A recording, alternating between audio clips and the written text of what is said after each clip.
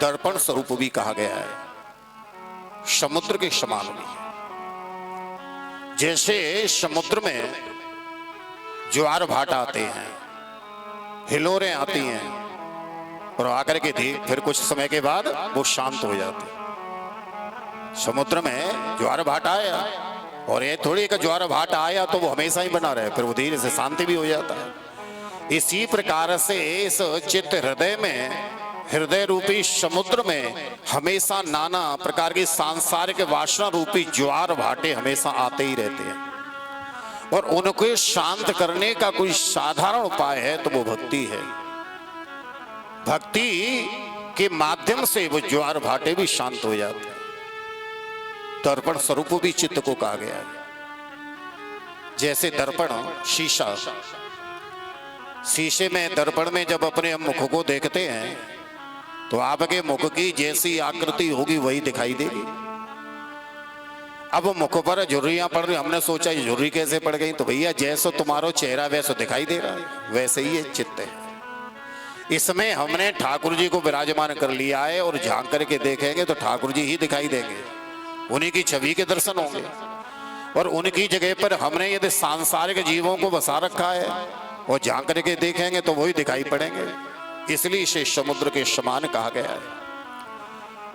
ये संसार सागर जो है माता देवूती, ये स्वप्नवत है।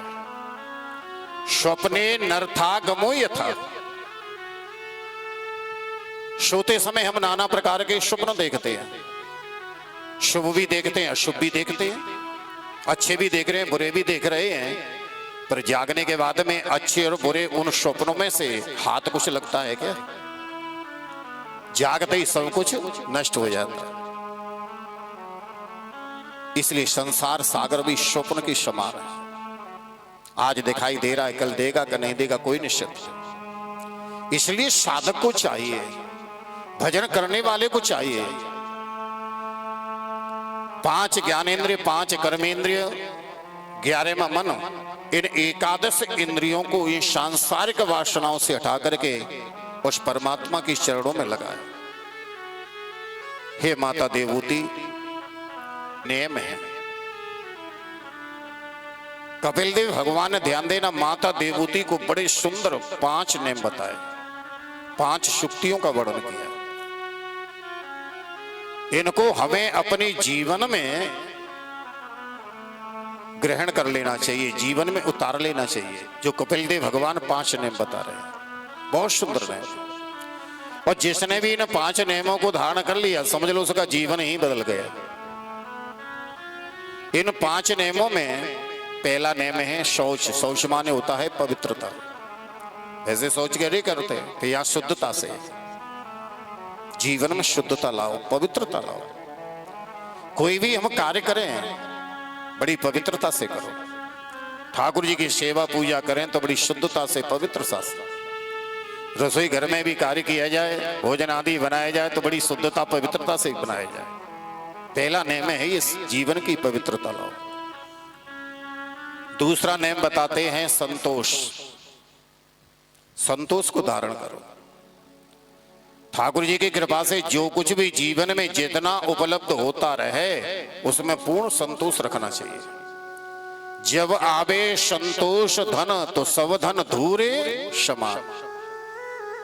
जिसके हृदय में ये संतोष रूपी धन का जब आगमन हो जाता है तो उसके लिए अन्य धन तो धूल मिट्टी के समान होते हैं।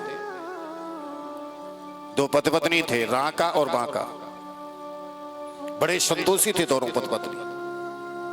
एक बार कहीं जा रहे थे, पति आगे चल रहा, पत्नी पीछे पीछे चल रही थी। अब मार्ग में पति को एक स्वर्ण सोने का हार पड़ा हुआ दिखाई दे गया। उसे देख करके वो रुक गए। उन्होंने विचार किया कि पत्नी मेरी संतोषी है पर फिर भी ये सोने का हार है, कहीं मेरी पत्नी का मन बदल न जाए। तो वो खड़े खड़े उस स्वर्ण हार पर पैरों से धूल मिट्टी डालने लगे, उस सोने के हार को ढकने लगे जिससे पत्नी की दृष्टि न पड़े। इतने में पत्नी आ गई और आकर के अपने पति से बोली, स्वामी भला इस मिट्टी को मिट्टी से क्यों ढक रहे हो? इस मिट्टी को मिट्टी से क्यों ढक रहे हो? विचार करें। पति भी संतोषी है, पत्नी भी है, पर पति की दृष्टि में वो स्वर्ण हार है, पर वो कितनी संतोषी होगी कि वो सोने का हार भी उसे दूसरे का वो मिट्टी दिखाई दे रहा है। इस प्रकार का संतोष होना चाहिए। ये जीवन में धारणा कर लो, जितना आपके प्रारब्ध में है उतना ही मिलेगा। न एक पाई कम मिल सकती है, न एक पाई ज्यादा मिल सकती है। तो फिर असंतोष क्यों? जितना हमारे भाग्य में है, प्रारब्ध में है, उतना हमें मिल रहा है, फिर संतुष्टि क्यों? संतोष सुख लाभार्थ। संतोष से बढ़कर के जीवन में कोई दूसरा लाभ नहीं है, सुख नहीं है। ठीक है, वर्तमान में भले ही संतोष में दुख मिल जाए, पर भविष्य में उसके लिए सुख ही सुख है, आनंद ही आनंद है।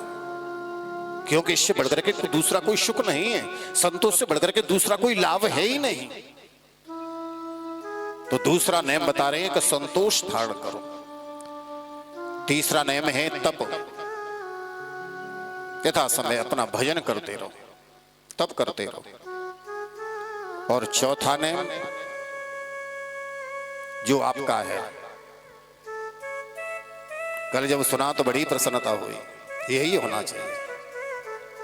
ठाकुर जी ने हमें समय दिया है, घर में जब भी समय मिले हम भागवत पढ़ें, गीता पढ़ें, रामायण पढ़ें, महाभारत पढ़ें। स्वाध्याय करना चाहिए, पढ़ना चाहिए।